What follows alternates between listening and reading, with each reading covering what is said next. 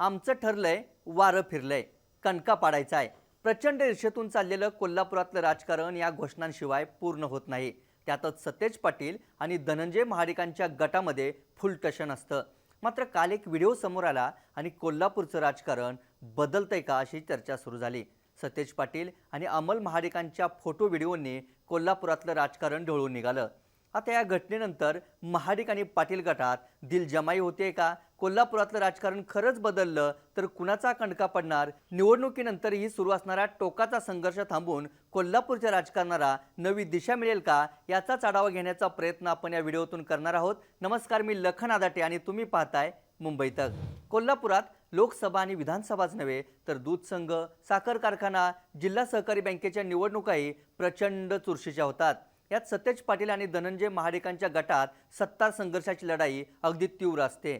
निवडणुकीनंतरही या दोन्ही गटाच्या कार्यकर्त्यांमध्ये एकमेकांविरोधात असलेला रोष वारंवार दिसून येतो. आता हा व्हिडिओ पहा. एकमेकांकडे रोखून पाहणारे, नजरेत सतत आग असणारे महाडिक आणि पाटील एकमेकांशी हसत हसत बोलतायत. कोल्हापूरच्या जिल्हाधिकारी कार्यालयातील बैठकीत आमदार सतेज पाटील आणि आमदार अमल महाडिक एकमेकांशी संवाद साधताना दिसतायत. खरीप हंगाम आणि मान्सून आढावा बैठकीला आल्यानंतर नेरली तामगाव रस्त्यावरून दोघांमध्ये चर्चा झाली. ग्रामस्थांच्या आंदोलनानंतर एकत्र येऊन तोडगा काढण्याचं ठरलं. अमल महाडिक आणि सतेज पाटील यांच्यातील संवादाचे फोटो आणि हे व्हिडिओ कोल्हापुरात व्हायरल झाले आणि चर्चांना उधाण आलं. पाटील आणि महाडिक गटातील दिलजमाईचे संकेत आहेत का असंही बोललं जाऊ लागलं. पण दोन्ही गट खरंच एकत्र येऊ शकतील का हे जाणून घेण्यासाठी इतिहासावर एक नजर टाकूयात. तसं पाहायला गेलं तर सतेज पाटील आणि धनंजय महाडिक हे दोन्ही पैलवान महादेवराव महाडिकांच्या तालमीतले. विद्यापीठानंतर युवक काँग्रेसच्या राजकारणातूून दोघेही पुढे आले. 2009 साली कोल्हापूर दक्षिण विधानसभेवरून वादाची ठिणगी पडली आणि दोन जिगरबादोस्त दुश्मन झाले. यात सतेज पाटलांनी धनंजय महाडिकांचा पराभव केला. पुढे 2014 मध्ये दिलजमाई झाली. त्याचवेळी राष्ट्रवादी काँग्रेसने धनंजय महाडिकांना लोकसभेची उमेदवारी दिली. आघाडीमध्ये सतेज पाटलांनी उमेदवारीला विरोध केला होता. वरिष्ठ नेत्यांच्या मध्यस्थीनंतर सतेज पाटलांनी महाडिकांना पाठिंबा दिला आणि प्रचारही केला. धनंजय महाडिक विजयी झाले. पण विधानसभेची निवडणूक लागल्यानंतर महाडिकांनी भूमिका बदलली. 2014च्या विधानसभेला सतेज पाटलांविरोधात चुलत भावाला म्हणजेच अमल महाडिकांना उभं केलं. 22 दिवसात महाडिकांनी पाटलांचा पराभव केला. त्यानंतर झालेल्या विधान परिषद निवडणुकीत सतेज पाटलांनी महादेव महाडिकांना पराभूत करत कमबॅक केलं. 2019ला सतेज पाटलांचा पुतण्या ऋतुराज पाटील आणि धनंजय महाडिकांचा पुतण्या अमल महाडिक यांच्यातच दक्षिण कोल्हापूर विधानसभा मतदारसंघात सामना रंगला. 2019ला ऋतुराज पाटलांनी बाजी मारली तर 2024ला अमल महाडिकांनी गुलाल उधळला. अमल महाडिक महादेवराव महाडिकांचे पुत्र तर ऋतुराज पाटील संजय पाटलांचे पुत्र. दोन्ही पुतण्यांच्या लढाईत या काकांची प्रतिष्ठा पणाला लागलेली असते.